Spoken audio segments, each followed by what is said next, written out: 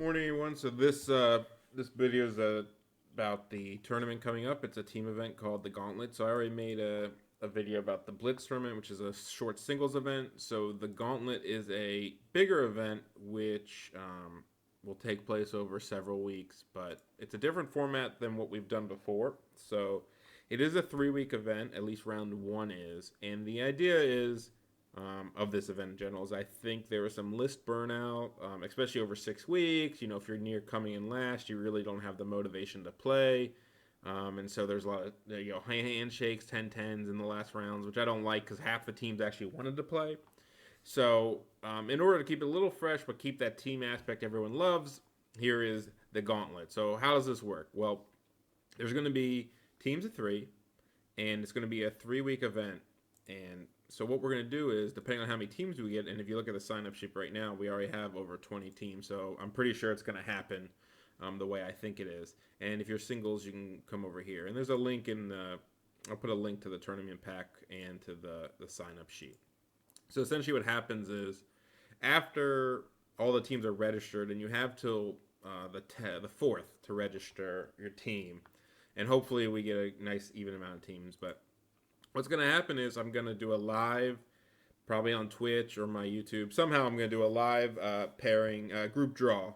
I haven't decided how exactly I'm going to do it, whether it's going to be maybe something in where you actually see me do stuff with my hands, but more likely the easiest way is a random number generator, and then I order you one to, lowest to highest, whatever. I'll do a random drawing. And so, depending on how many teams we get, groups will be like 8 to 10 in size. And this format may change slightly if we get a ton of teams, but if I'm thinking we're going to get around the 30 to 40 teams, I think this will work. So think of it this way, right? You would have, so you had 40 teams, right? Then what you would do is you would have groups 1, 2, 3, 4, and then you'd have 8 teams in each. So, something like this, right? So you have 8 teams in each, 10 maybe if needed. And then, so those teams play each other in the 3 week event. And so it's a 40-20 cap. I'll do random, it's one game a week, similar to all the events we've been doing. I will do random objectives and maps after lists are submitted so that no one can, because when you have 6 games, you can just do one of every objective, and it's kind of, you can't tailor for it. You can just do what you normally do. While in this case, if your group has flags, I don't want, everybody to take no scoring because of it. So I'll do random scenarios for probably by group, and I'll do it on my YouTube again so you can see what I'm doing. And I'll do some random maps, but they'll be map 4s.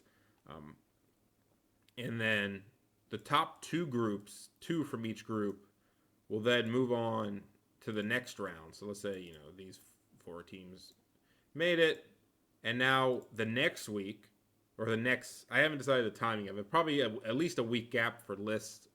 But probably pretty quickly, there will be a second event where these 4 teams, or these 8 teams, or however many teams we have, depending on groups, probably if it's bigger than 10, I'll think of how to do it. But, if there's 8 teams, we'll do another 3 week event. And what we'll do is, while this is running, we're going to run this event again. So, think of the second round being the same event, except these 8 teams are forced to be with each other. While these other groups of teams, you can switch teams, you can switch armies, you can switch lists, whatever you want. But I'll have another 3 games for everyone to play that once. And if you want to drop out, you can.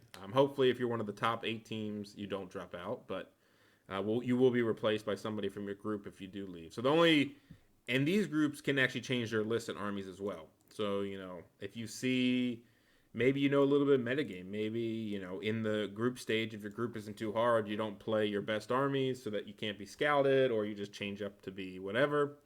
And then this is the part that keeps it fresh, is that, you're not forced to take the same list to both. If you want to, you can. The only thing that this group of 8 can't do that the rest of the people can is change teammates. So, I want to keep the same 3 people that made to the second round, and obviously, most likely, people want to as well. But everyone else can just change. So that's the 2-round format. So you'll get 6 games in, but the nice part is you will not have to play the same list or the same army, and it'll keep it fresh, a little more fresh, because you're kind of playing for something new in the quote 3 weeks you're doing it. if for some reason this gets like a huge amount of teams, like 50 to 60 teams, which who knows? Who knows how many it's going to get. I may, and if people are interested, I may introduce a third round where it gets a little more creative. Not 100% sure how I would do it.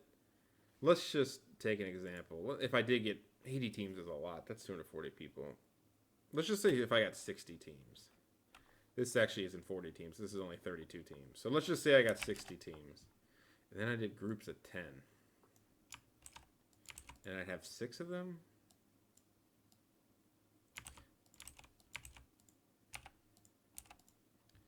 So you have this many people. You could do top 3 from each group. But that would only give you 18. That's too many. Ooh. You could do 8-man groups. Maybe, let's say 64 teams. And then you could have 8 groups. Somebody's in the sign-up sheet. Probably not understanding what I'm doing. Well, you're live on video, person. So let's say it was this. What you could do here is, let's say there's 64 teams. It's just, geez, if we get 64 teams, it'll be great. But what you might do is then you go round 2 is, this. You take 4 of the top teams and 4 of the bottom teams, and then you take 4 of the top teams versus 4 of the bottom teams, randomize it. Then you have round 2, which is 2 groups of 8. And then the top 2 from that, now you have 4 teams left. So let's say these 2 make it, right? And these 2 make it. And then now you're left with 4 teams in the finals.